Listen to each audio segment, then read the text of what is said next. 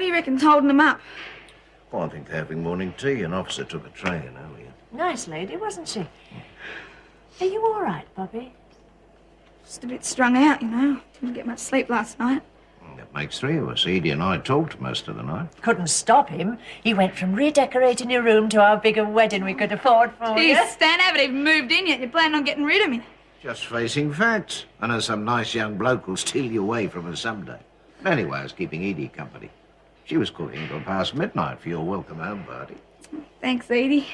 Just hope you haven't wasted your time. You're not getting cold feet on us, are you?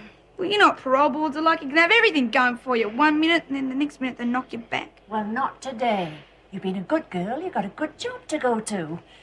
Besides, it's me who's on trial today. You better leave your pipe and whiskey flask out here with me, then. We're ready for you, Edie. Oh, yes.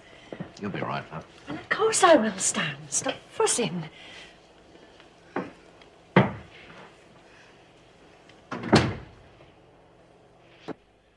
To add to this, the prisoner has been involved in 3 escapes and 1 attempted escape. Oh, hang on a minute. You wish to address the board?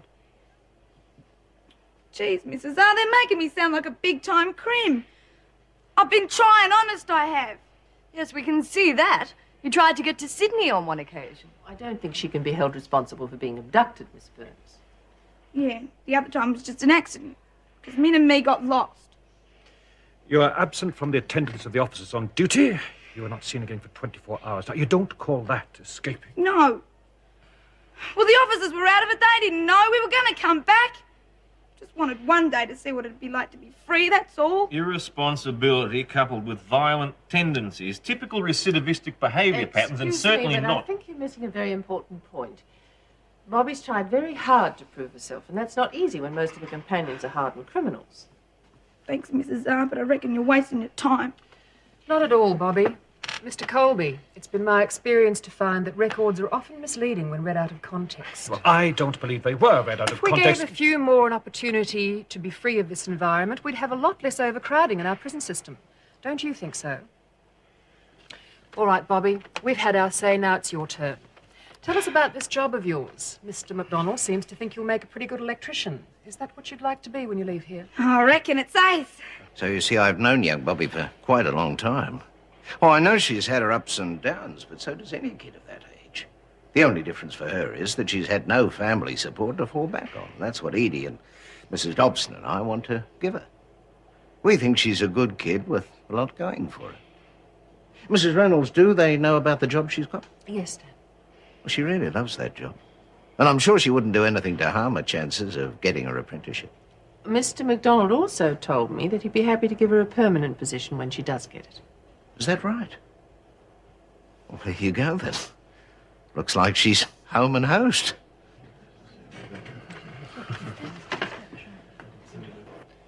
Have I made myself clear on these points? Yes. Yes, I understand.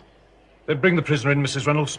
Oh, should I leave? No, that's all right, Mrs. Dobson. Just stand to the side, please. We're ready for you now, Bobbie. Was it all right for me to come too? Yes, of course, Dan. Stand before the board, Mitchell.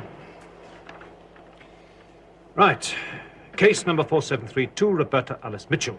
It is the board's decision that you be released under license in the care of Mrs. Oh, we Edie did it!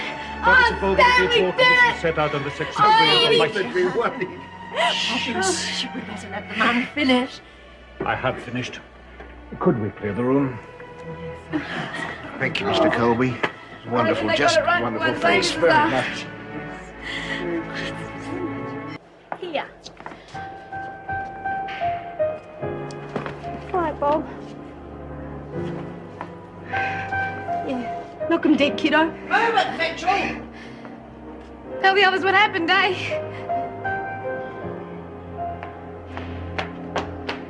She's gone. Bobbie, the bloody freak wouldn't even let her come back for 5 minutes. Bastards, they do that at Woodridge too. You liar again, it stinks. So do I. The windows. No, we can see us open the windows. Come on, everyone. We'll yell our bloody heads off, give her a wham over. Yeah. How does it feel? Great, I guess.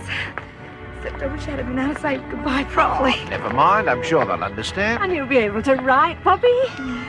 Just a minute, what's that? Bobbie, we can shoot in the shed here. could hear us. Well, I'm going to make sure. What are we going to do? Stand back.